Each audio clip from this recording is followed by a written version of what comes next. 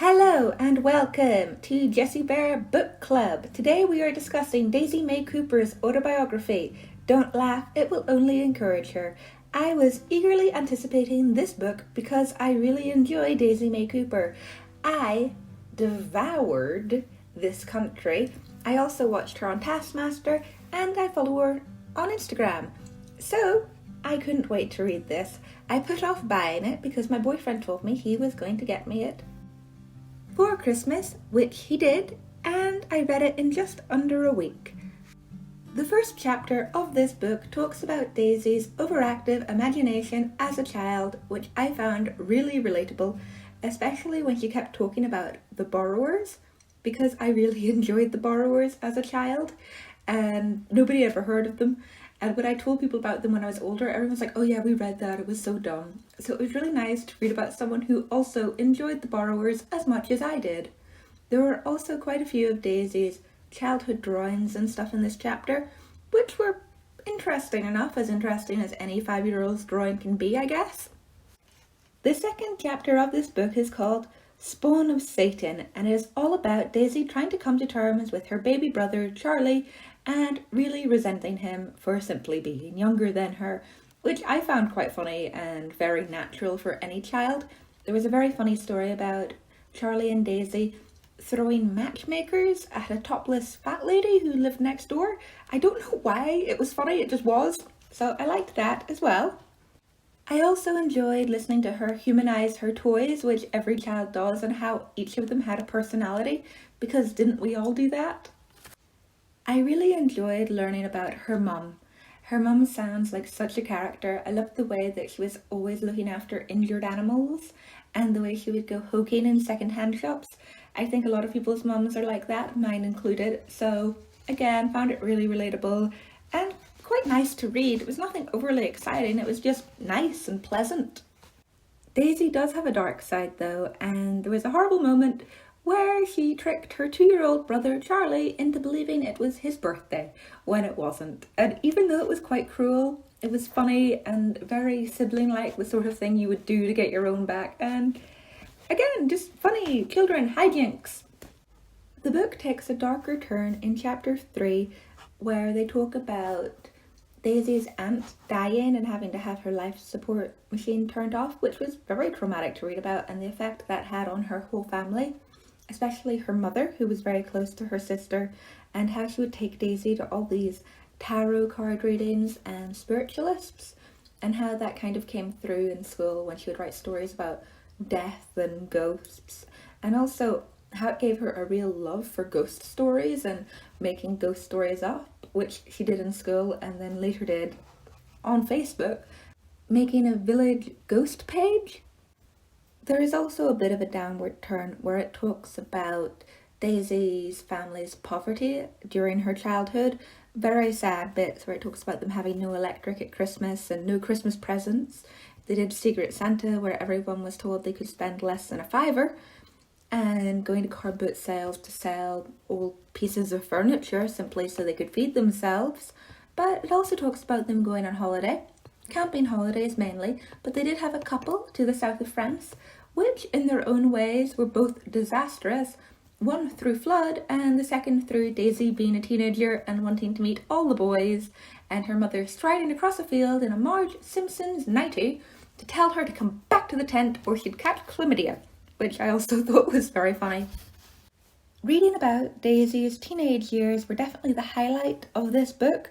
Souped up Renault Clios and going out with boys in cars to drink things they shouldn't have been drinking.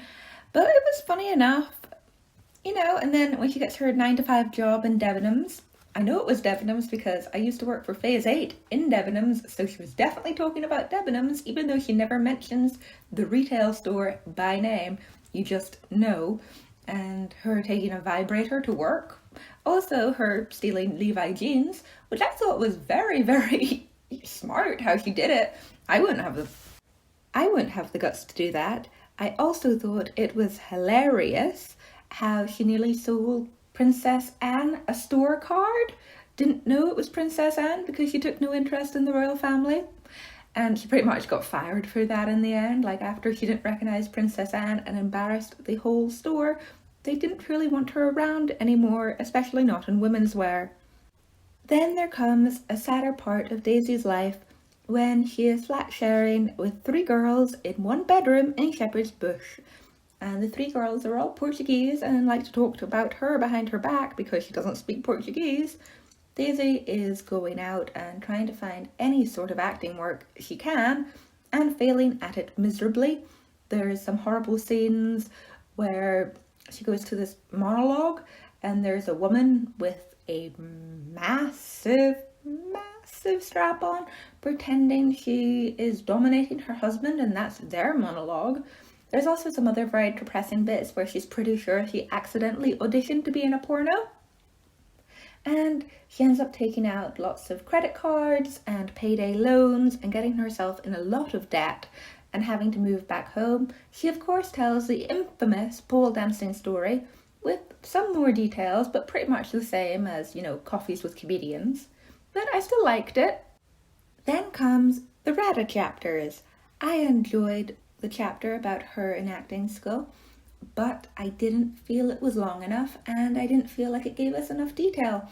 I felt like this chapter could have actually been 3 chapters if she'd gone into a little bit more detail about the people she was in class with, perhaps even some nights out while at university, or what her and Charlie got up to when Charlie came to live with her in her dorms. I don't know, I just feel like she left a lot out.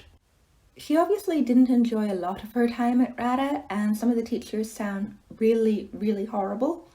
So maybe she left it out on purpose. Who wants to dig all that horrible, nasty stuff up? And I did find it funny how she managed to spend all her student loan on a hotel room for 4 nights. I don't know, I just thought it was really funny, a little bit naive on her part, but she is from the middle of the country, so understandable.